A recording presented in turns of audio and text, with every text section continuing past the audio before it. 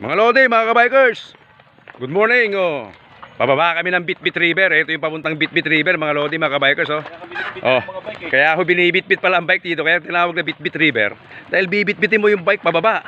Kasi tignan mo, parang trail, mga lodi, mga kabikers. Yan no.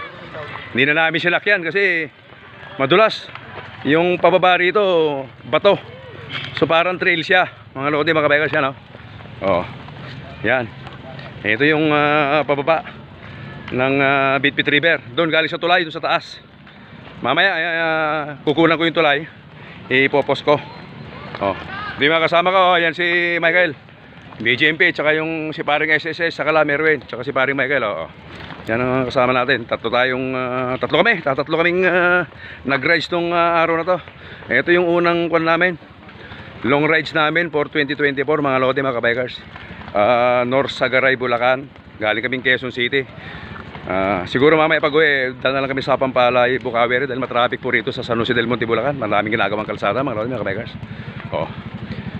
Ito mga lodi, mga kabikers, malapit na kami sa ilog. Ang daming tao, ang daming naliligo, ekskursyonista, pamilya, bikers, nagmumotor, dami. Yan, matatanaw mo na dito, matatanaw mo na, mga lodi, mga kabikers.